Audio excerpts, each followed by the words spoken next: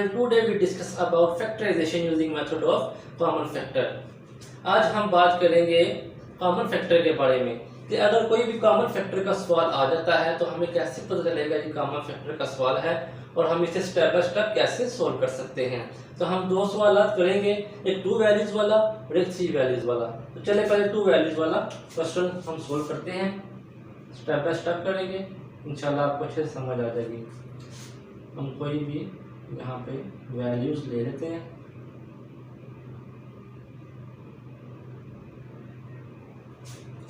सवाल लिखने के बाद आपने जो सबसे पहला स्टेप करना है वो ये करना है कि आपके पास जो भी सवाल में वैल्यूज मौजूद होगी, मेरे पास 4 और 8 है इसलिए मैं इससे करूँगा। आपने सबसे पहले ये देखना है कि ये जो दो वैल्यूज हैं, ये वाली और ये वाली, क्या ये एक ही टेबल में आ रही हैं, एक ही टेबल में मौजूद हैं। सिर्फ 1 के टेबल को छोड़ के 1 के टेबल को आपने इसमें काउंट नहीं करना, ठीक है। 1 के टेबल को अगर हम इसमें काउंट करेंगे तो ये सेम टू सेम नीचे वैल्यूज आ जाएंगी, इसलिए 1 के टेबल को छोड़ के 2 के टेबल से स्टार्ट करना है और सो जितने भी टेबल्स हैं उसमें देखना है क्या जो आपको सवाल में वैल्यूज दी गई हैं वो एक ही टेबल में मौजूद है कि नहीं। अगर एक ही टेबल में मौजूद है तो मीन्स कि हमारा जो क्वेश्चन है वो कॉमन फैक्टर से होगा सेटिस्फाई है, ठीक है। जैसे 4 और 8 ये 2 के टेबल में है तो इसलिए ये सेटिस्फाई है, हम इसको कॉमन फैक्टर से सोल्व करेंगे। सबसे पहला स्टेप आपने देख लिया कि एक ही टेबल में मौजूद है। उसके बाद क्या करना है, उसके बाद ये जो वैल्यूज हैं जो आपको दी गई होगी सवाल में, इसका आपने लेना है एलसीएम, ठीक है। जैसे 4 है तो मैं यहाँ पे 4 का एलसीएम लेता हूँ, 2 to the 4 to 1 the 2, ठीक है। इसके बाद आपने 8 का एलसीएम लेना है, मीन्स पे जितनी भी वैल्यूज, अगर 2 वैल्यूज वाला तो आपने इसका भी एलसीएम लेना है, जितनी वैल्यूज होंगी आपके पास, 2 4 the 8, 2 2 the 4 to 1 the 2। अब इसके बाद सबसे पहला स्टेप हमने देख लिया एक ही टेबल में, सेकंड स्टेप हमने किया इसका एलसीएम। अब जो तीसरा स्टेप है वो क्या है, तीसरे स्टेप में हमने करना है ये जो एलसीएम लिया है हमने, इसकी जो ये वाली वैल्यूज हैं, लेफ्ट साइड वाली वैल्यूज जो हैं ये हमने ब्रैकेट में लिखनी है यहाँ पे। जैसे 4 का एलसीएम लिया तो इसकी जो वैल्यूज आई हैं वो है 2 × 2, इसको मल्टीप्लाई इस शेप में लिखना है, ठीक है। आगे आ जाते हैं जी एक्स का स्क्वायर। एक्स का स्क्वायर आपको पता है कि अगर 2x मल्टीप्लाई हो रहे हों, सेम वैल्यूज हों, तो उनकी जो पावर होती है वो प्लस हो जाती है, ठीक है। आगे मल्टीप्लाई हो रहा है y, ये हो गया जिसकी ब्रैकेट क्लोज कर दी। ये जो प्लस साइन है ये ऐसे ही नीचे आ जाएगा, ठीक है। आगे हमने 8 का एलसीएम लिया था, इसकी ये देखें वैल्यूज जो हैं 2 × 2 × 2, x ऐसे ही आ जाएगा नीचे, ठीक है।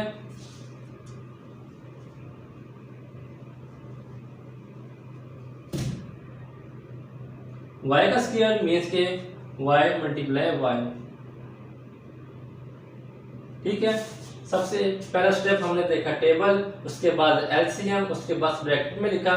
इसके बाद हमने क्या करना है, अब इसके बाद अब हमने देखना है कि इसमें से कॉमन वैल्यूज कौन सी है और कितनी दफ़ा आ रही हैं।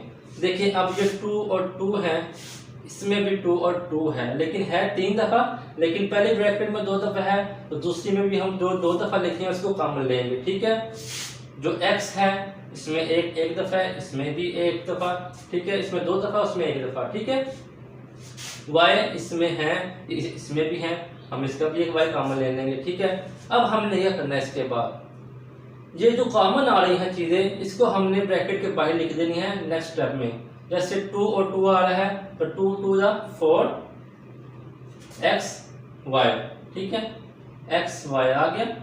उसके बाद ब्रैकेट, इसके बाद क्या करना है, ब्रैकेट में आपने वो वैल्यूज लिखनी है जो बच चुकी होंगी, ठीक है। पहले ब्रैकेट में जो वैल्यूज हैं वो बच गई थी x लिख दिया, उसके बाद साइन जो है ऐसे ही नीचे सेम आ जाएगा, ठीक है। अब ये वाले ब्रैकेट में ये वाला 2 बच गया था, 2 आ गया, इसके बाद ये वाला y बच गया था तो ये y यहाँ पे आ गया। तो ये हमारा जो है क्वेश्चन 1 ये सोल्व हो चुका है।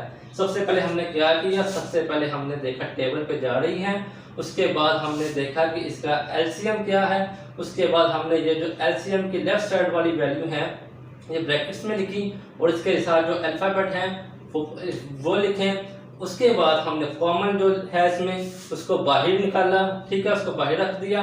उसके बाद जो बच गया ब्रैकेट्स में उसको फिर ब्रैकेट्स में ऐसे लिख दिया। ये हमारा आंसर आ गया इसका, ठीक है। ये था हमारा 2 वैल्यूज वाला क्वेश्चन। अब हम करेंगे 3 वैल्यूज वाला क्वेश्चन, क्वेश्चन नंबर 2।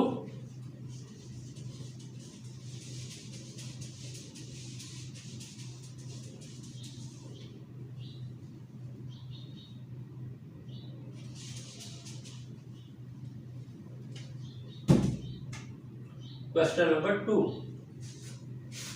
इसमें हम अब 3 वैल्यूज लेंगे,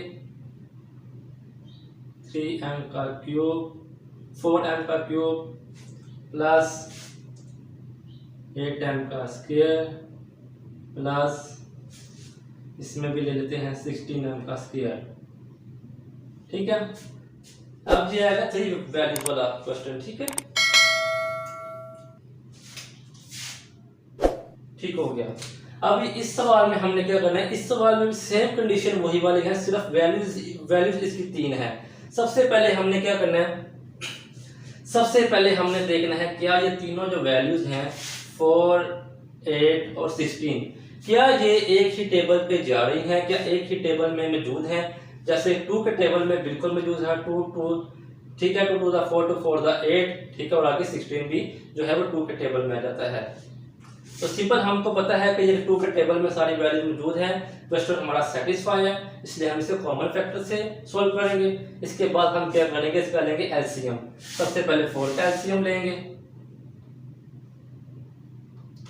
2 2 द 4 2 1 द 2। इसके बाद किसका एलसीएम लेंगे, सेकंड वैल्यू का 8 का, 2 4 द 8 2 2 द 4 2 1 द 2, ठीक है। इसके बाद हम एलसीएम लेंगे 16 का,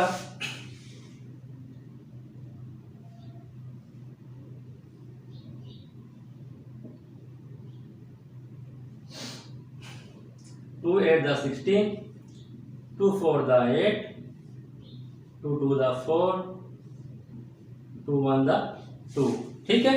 ये 16 का भी एलसीएम ले लिया हमने। अब हमने तीनों वैल्यूज का एलसीएम ले लिया, 2 स्टेप हमारे हो गए। अब हमने तीसरे स्टेप में क्या करना है, सबसे पहले 4 का जो एलसीएम लिया है उसकी लेफ्ट साइड वाली वैल्यू ब्रैकेट में लिखनी है, 2 मल्टीप्लाई बाय 2, ठीक है, और m का क्यूब है, इससे मतलब है कि ये 3m यहाँ पे आ गए, क्योंकि सेम है तो इसकी पावर भी प्लस होती है, तो ये इसलिए आ गए, साइन नीचे प्लस कैसे ही आ गया। अब 8 का एलसीएम क्या लिया था, उसकी ये जो वैल्यूज है 2 वाली ये यहाँ पे आ गई, m का स्क्वायर मीन्स के m मल्टीप्लाई बाय m, ठीक है, ये प्लस नीचे आ गया सही, ठीक है। इसके बाद 16 का क्या था वो देख लें, 2 multiply by 2 multiply by 2 multiply by 2, ठीक है, 4 दफा 2 था, 4 दफा आ गया। इसके बाद m का स्क्वायर मीन्स के m मल्टीप्लाई बाय m, ठीक है, ये हमारा स्टेप हो गया। इसके बाद हमने क्या करना है, इस स्टेप के बाद हमने करना है कि जो चीज कॉमन है उसको बाहर रख देना है निकाल के, और जो बच जाएगी इसको ब्रैकेट्स में लिख देना है। तो चलिए देखते हैं क्या क्या कॉमन है। इसमें 2 और 2 है, इसमें भी 2 और 2 है, ठीक है, इसमें भी 2 और 2 है। अब m वाली वैल्यूज देख लें, इसमें भी हैं, इसमें भी हैं और इसमें भी हैं, ठीक है। 2 मल्टीप्लाई बाय 2 4 हो गया, कॉमन आ गया बाहर, ठीक है। m कितनी दफा कॉमन है, मीन्स के 2 दफा है, m मल्टीप्लाई बाय m, तो मीन्स के m का स्क्वायर,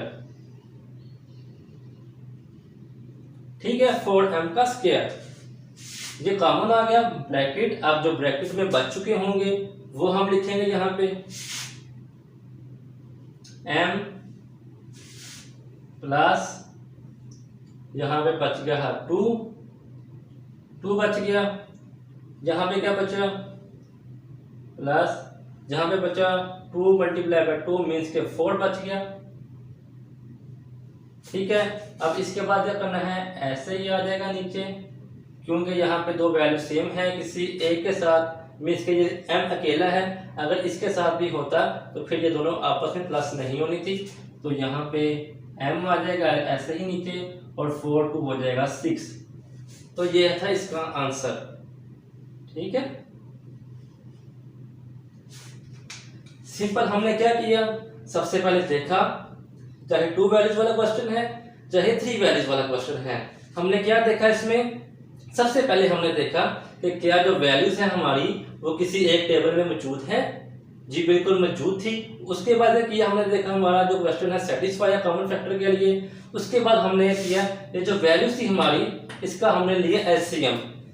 ठीक है, जैसे 4 का लिया, 8 का लिया, 16 का लिया, आपके पास जो होगा क्वेश्चन आपने उसका लेना है। ठीक है, उसके बाद हमने क्या करना है, उसके बाद हमने जो एलसीएम लिया है उसकी जो लेफ्ट साइड वाली वैल्यूज हैं उसको हमने लिखना है ब्रैकेट में, और ये जो साथ इसके हैं m क्यूब m स्क्वायर या यहाँ पे x y जो भी हो उसको आपने यहाँ पे लिखना है इसके साथ ही अपनी अपनी वैल्यूज के साथ, और ब्रैकेट में बंद कर देना है इसको, और साइन ऐसे ही नीचे आ जाएगा।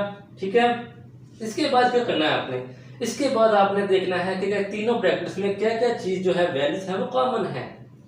ठीक है, जो कॉमन होगा उसको आपने बाहर लिख देना है, और फिर आपने ब्रैकेट डाल के जो जो ब्रैकेट में बच चुका होगा, जो वैल्यूज बच चुकी होगी वो आपने ब्रैकेट्स में लिख देनी है, और जो साइन होगा वैसे ही नीचे आ जाना है। ठीक है, और जो प्लस होती होगी इसको प्लस कर देना है जितना सोल्व होता जाएगा। ठीक है, जैसे कि 4m का स्क्वायर है प्लस 6, ये हमारा आंसर आ गया। ठीक है, तो ये था कॉमन फैक्टर कि हम कॉमन फैक्टर के जो सवाल हैं उसको कैसे सोल्व करें।